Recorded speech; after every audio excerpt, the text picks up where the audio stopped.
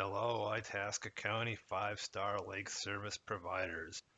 This is Rezanka from Minnesota DNR. Most of you probably know me. For those who don't, I work as an invasive species specialist in not only Itasca County, but all northeast Minnesota. And I was asked by Bill Granches to speak today to give you a brief, kind of an overview of what's going on with aquatic invasive species in Itasca County up through the spring of 2020. And for hopefully about the next 15 minutes or so, and I put the or so there just in case, I sometimes go a little bit long, but I'd like to talk about the following points. And the first of those is a little bit of appreciation for lake service providers. Going along with that, I have a kind of a neat example of the consequences of not using professional lake service providers. Some bad things that happened a number of years ago in western Minnesota. The most of our time today will be spent looking at what's going on in Itasca County. And then if there's time at the end, perhaps some thoughts on Bill's five-star program, the county five-star program, which has gained some traction statewide and is recognized for as a quality program. Thank you for showing interest in the five-star program and for being here today. Furthermore, thank you for your continued commitment to learning and maintaining certifications and staying at the cutting edge of aquatic invasive species. DNR has a lot of respect for lake service providers as a group because you are well-trained, certified professionals. We used to teach, well, it wasn't even teaching. We used to have a day where we'd get together with a group of, in those days they were just dock haulers, down in the Brainerd area, and we discussed aquatic invasive species, and it was really kind of fun. And we always had whatever the location was, we'd fill the room. The people in the profession were genuinely interested in learning about what was going on with AIS. And I think that's continued. It's just, over the years, more and more formal training has been required in the certifications and all those kinds of things. Legislation has been passed to require those things. So though the training is more formal, the people haven't changed much. You're still a fun group of people to work with and a bunch of good professionals who are tuned into what's going on with AIS and are genuinely concerned about our lakes, our rivers, our water resources. You're also, obviously, I don't need to tell you any of this, but you are the front line. You are the people who are continuously there on lakes and rivers, talking to people and doing AIS-related work. And as a result of that, you have the ability to also be instructors, to teach people who may not know as much as you. So there are a lot of good positive things that go along with lake service providers. And I'll go on a limb here just ever so slightly and suggest that throughout the United States, I think it would be difficult to find a better trained group of people. There aren't any other lake service provider programs that I'm aware of that come close to what we do here in Minnesota. So you should be proud of that. You do good work. A brief example of what happens when professional lake service providers are not used. Okay, I've told this story a number of times. I was involved with it way back in 2011. A private party bought a boat lift that came from a zebra mussel infested water. Now in those days there weren't that many zebra mussel waters in Minnesota. So this was kind of a big deal. Well, anyway, the individual brought the boat lift to a really neat little lake called Rose Lake, and he put it in. And you can guess what happened. The zebra mussels eventually detached or got loose from or began reproducing from that boat lift, and bad things happened. We DNR did not know that at the time. We got a report that this has happened, and we were kind of in uncharted waters. And so we decided to do some experimental work. We laid out some of these barriers and around the area where the boat lift had been installed with an attempt to kill all the mussels there before they had the chance to spread. And this happened in the fall, and so it was kind of difficult to tell how successful we'd been. We treated the area with copper and watched to see what might happen. And unfortunately, we killed the mussels within that in that enclosure. But a few years later, they showed up elsewhere in the lake. And it doesn't matter. That's not the point here. The point here is because of one person's sort of misguided efforts, a whole bunch of time was spent and taxpayers' money and effort in attempting to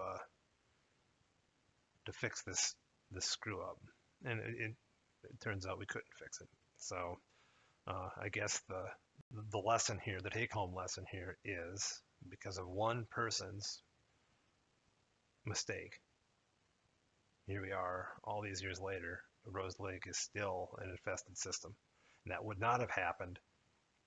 I would hope to say that would not have happened had a professional lake service provider been used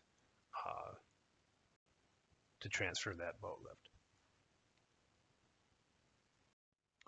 So anyway, on to the meat and potatoes of the talk today. Here are some examples that we'll go over about what's going on in Itasca County. We pretty much, I assume everybody knows that we've got some of the heavy hitters in the AIS world here in Itasca County. We've got zebra mussels. They've been here for quite a number of years now. Faucet snails, even longer. The new kid on the block is starry stonewort. And unfortunately, one of our Great Lakes here in Itasca County, Winnie, has all three of those. So we'll discuss all of these systems. I picked some of the more popular destinations sort of as an indication for you kind of where to keep your eyes open. And for those of you who already know these things, and I'm assuming all of you do, we'll get some updates on what's going on in each of these lakes as of at least the end of 2019, early 2020. So we've got a good vast variety of invasives.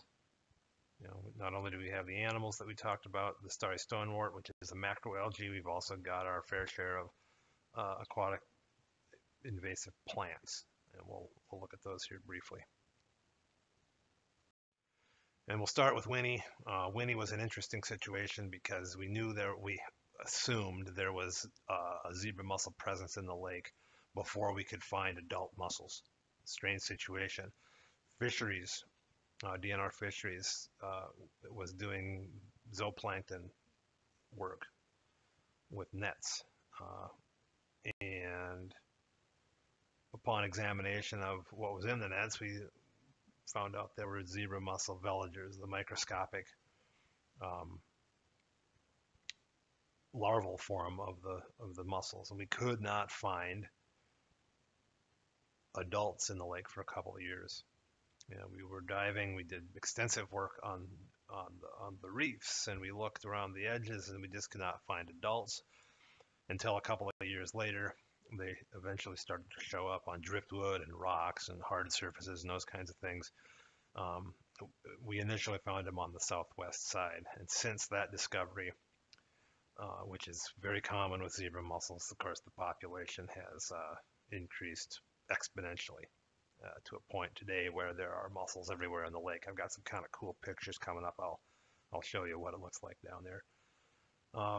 Water clarity has increased as a result. Things are a little bit different in Winnie because of zebra mussels.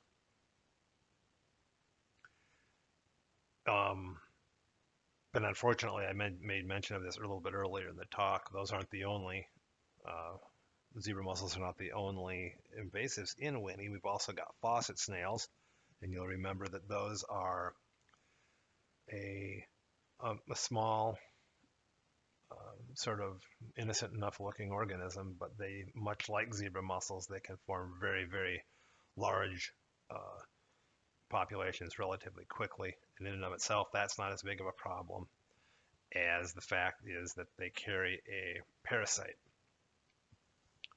that, when ingested by certain uh, waterfowl, diving ducks, can have fatal consequences. You remember many years ago there was a big duck die-off that happened at Winnie as a direct result of faucet snails. They fluctuate. The populations go up and down, and they move, which is a little bit different than zebra mussels, but they're still definitely present in the lake. And so you have to be careful of that when you're moving anything that contains mud.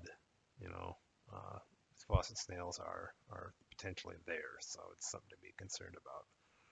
And most recently, the newest AIS that has shown up is this macroalgae called starry stonewort. And it was originally, it's better known from lakes down around the St. Cloud area and a few other sites around the state, but also to our west and a little bit north, up the Bemidji area, that neck of the woods. Cass Lake had it, I think, before Winnie did, because the first we found it was at the inlet down there on the southwest side, and it was a pretty substantial bed, and it's such a substantial bed, in fact, that there was little management activity available to us. It was just too big at the time to do anything about.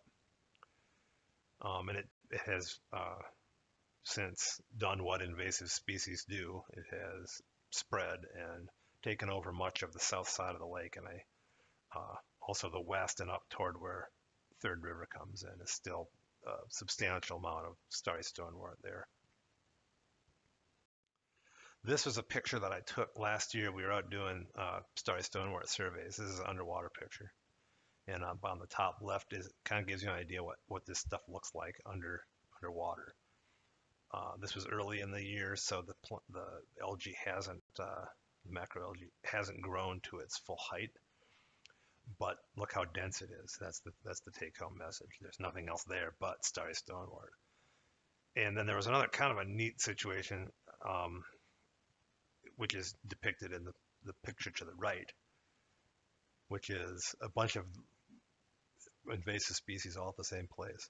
So you've got your zebra mussels, which are growing on some sort of a object down there on the bottom of the lake, sand bottom, and then starry stonewort for the most part surrounding everything nearby. Another thing to point out with this picture is how clear that water is, which is, different than it was a few years ago. And that's why when we talk about how zebra mussels have this ability to filter water and change things in lakes, this is a good visual example of that actually taking place. So to speed things up here a little bit, I'm kind of lagging here, but shortly after we found, the next year after we first discovered adult mussels, they showed up beneath the dam, which was unfortunate. Little Winnie had a couple here and there that next year. And we also found them down the river in some of the oxbows and some of the sort of the slow slack areas down the river. Very rarely find them in the actual channel. They don't do well in strong currents because of their reproductive strategy, right? The offspring just get swept downstream, and if they survive, it's usually in these slack areas. And so that first year they'd made it several miles downstream. And the next couple of slides just illustrate how quickly this stuff, mussels and other AIS can move, but mussels in particular. So the next year, this is 2018 now, they were discovered as far down as the Blandon Reservoir. And that's a long ways. And at various spots in between, again, in these slack areas that we talk about, typically attached to hard surfaces or logs or rocks or those kinds of things, because the Goulds, the Jay Gould and Little J Gould and Pokegama are attached to the river. Uh, Pokegama was added to the infested waters list as well just a year ago. And we do that. It's kind of different, but so you know, that was a strange decision to have to make because for the most part, water flows out of Pokegama into the river. But there are situations, and we've witnessed it a number of times in the last few years when storm events or big water events happen.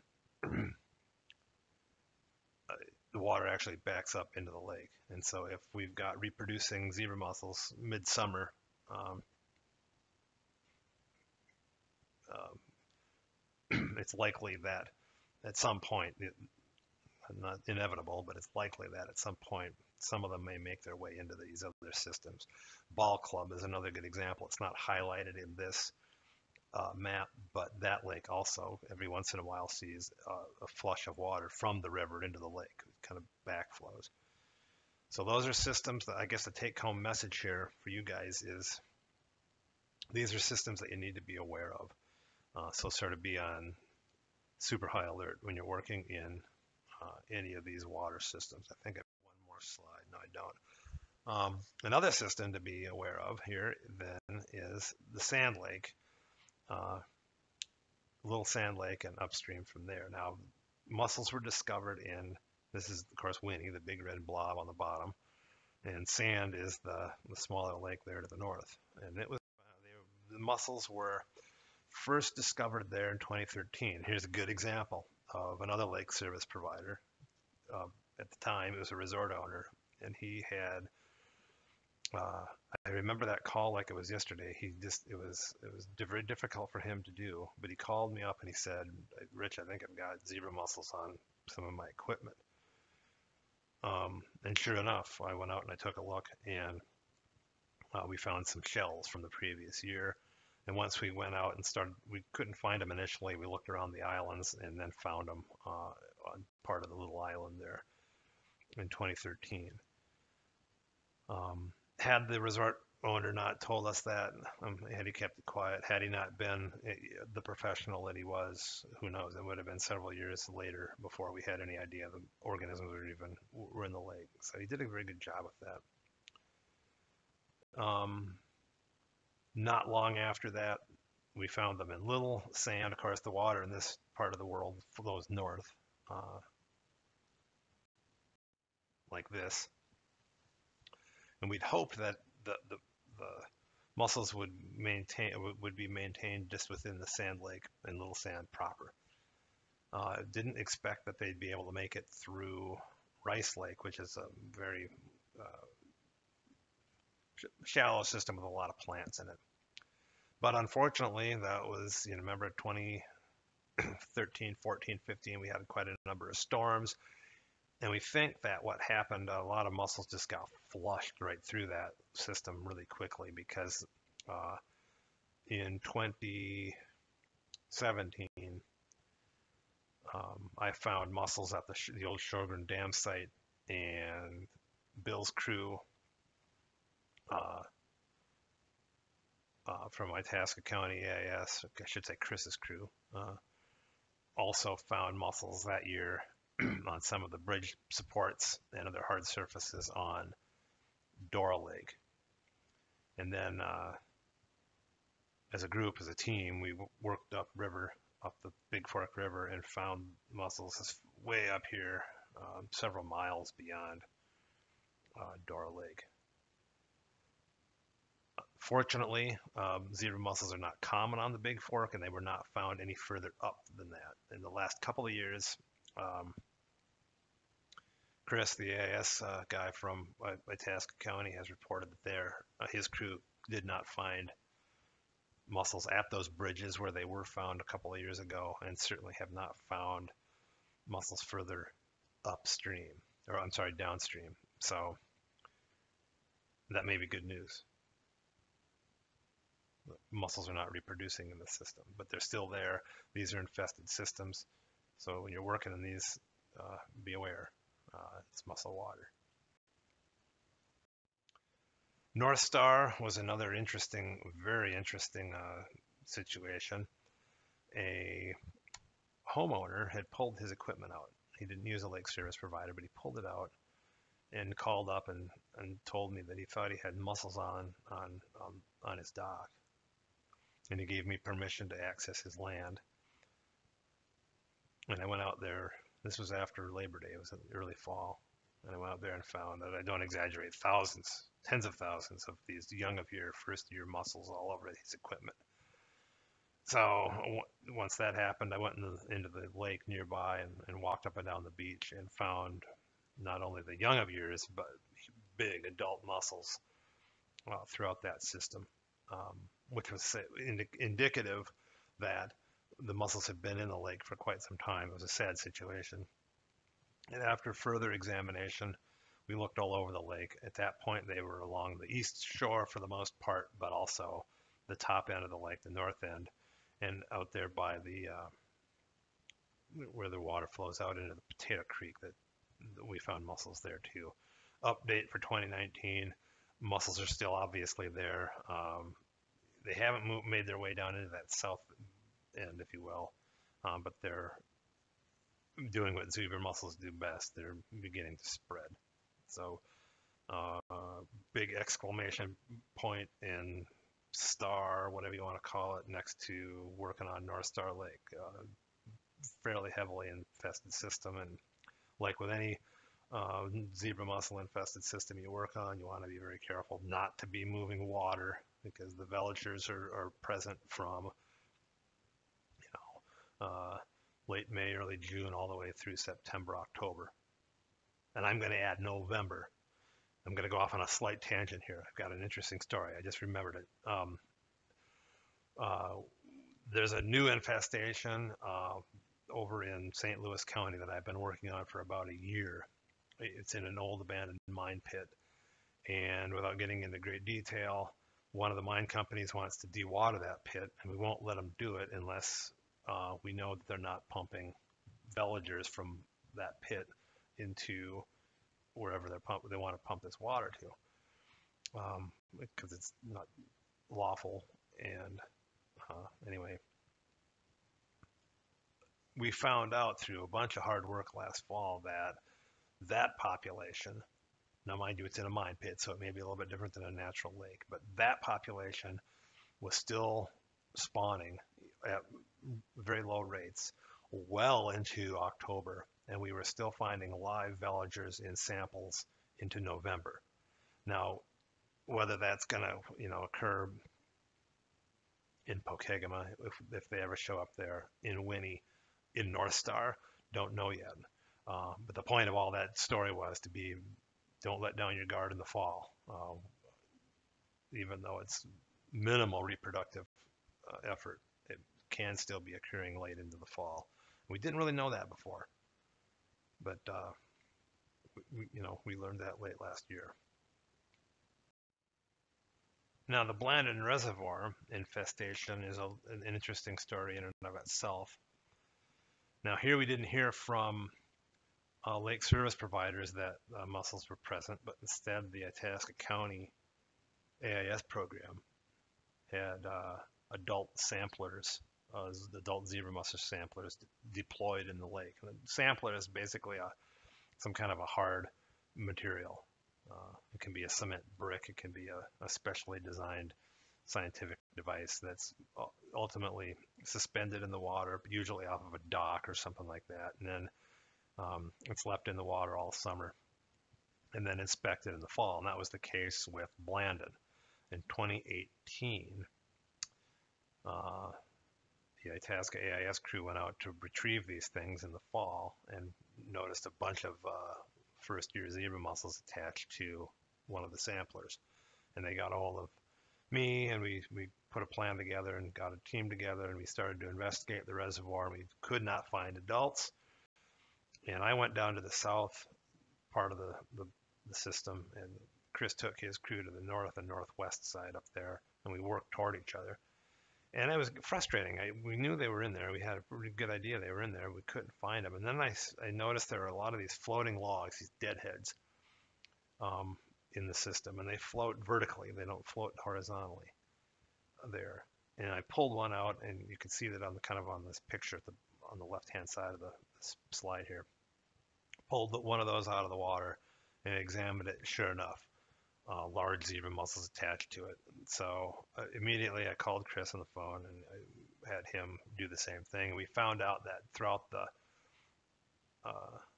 lake, that's what these mussels were attached to. So they were kind of like floating high-rise apartments, if you will. But that's where the reproduction was happening as well. So it was sort of a mobile zebra mussel factory. And the update on Blandon is now, as of 2019, not only do these floating logs have the mussels attached, but other parts of the lake are starting to show too. Plants, hard surfaces, swim platforms, that kind of thing. So again, be careful if you're working in Blandon. Pressure wash everything off. Don't transport water out of it. Treat your equipment with hot water when you get out. Well, now zebra mussels are interesting and kind of fun to talk about, but there are also other aquatic invasives in Itasca County. I'd like to take a little bit of time to discuss one more, if you'd hang in there with me, and that is Eurasian water milfoil. It's a plant, right? Causes a lot of trouble when it gets established. It grows very quickly and can cause a lot of recreational troubles and problems. And one of the issues with it is, one of the reasons it's such a good invasive organism is that it doesn't take a lot of effort for it to be transferred from one system to another. So if we're not, that's why all those plant rules are in place. You can't transport plants. Somehow, Eurasian water milfoil got into McKinney in the 1990s. It was one of the first lakes in Minnesota that had Eurasian water milfoil, and it had a substantial population then. DNR at the time was very concerned about it. They didn't want milfoil, spread up 38 into the pristine lakes in that neck of the woods. So a plan was put together to use a fairly new at the time herbicide, very potent herbicide that was supposed to be very specific toward the milfoils and Eurasian water milfoil in particular. So in the late 1990s, that herbicide was used. The lake was killed. A lot of the plants were eliminated. Eurasian water milfoil was gone. And it took about 10 years for it to get back. And then in 2009, it had gotten bad enough where another round of herbicide application was decided was going to be done. Same stuff, same program. The plants were all killed. The Eurasian milfoil went away, and until about a couple of years ago, it had stayed away. And then we started getting reports. I would do surveys out there. The Itasca County crew would go out and do surveys. People who lived on the lake started calling in and reporting heavy infestation of Eurasian water milfoil. So we knew something had to be done. Probably not with the same kind of herbicide and at the same level that had been done in previous years. We went about it a little bit differently and did some planning. At the same time, milfoil was also problematic. Milfoil was also reported on ice and even on Hale Lake. And where it was growing in those lakes, it was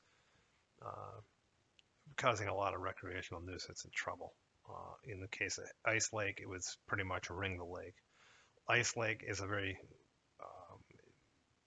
it's deep relative to its size, right? So it has what's called a narrow littoral zone. And the milfoil was growing in that littoral zone. It makes it very difficult to manage.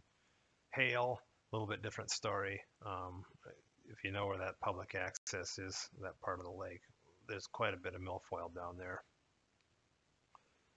But anyway, lakeshore owners and other concerned citizens got organized, and they worked with the Itasca County AIS people, and they worked with me and DNR, and we all got together, put a plan out there, and it took a lot of work. It took an honest year and a half to get everybody on the same page and thinking along the same lines and getting things ready for a herbicide application. But we did it. And in 2019, the first herbicide work in 10 years was done on McKinney and ice and hail. And it was, I can't say absolutely here middle of April how successful it was, but our work late last summer and early fall indicated that, especially in the hail lake system, that the application had been very successful.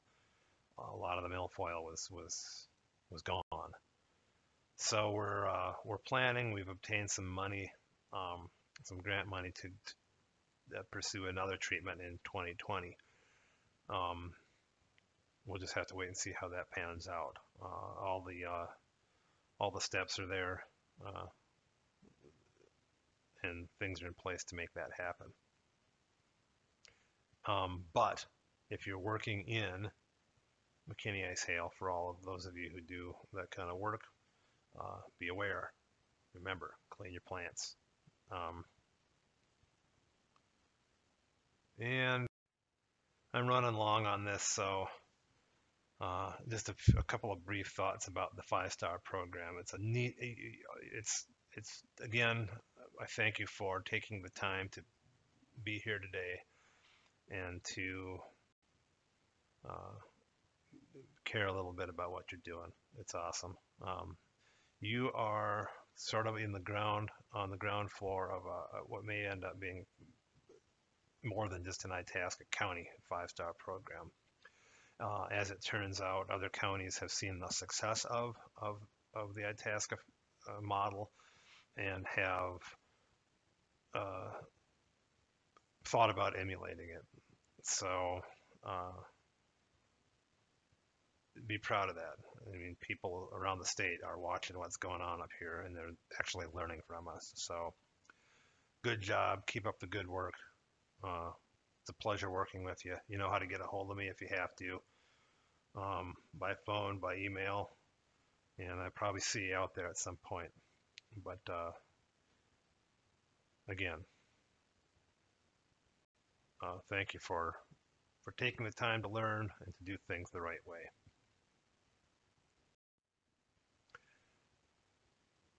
And with all the weird stuff that's going on in 2020 with viruses and what have you, stay safe. Hope to see you.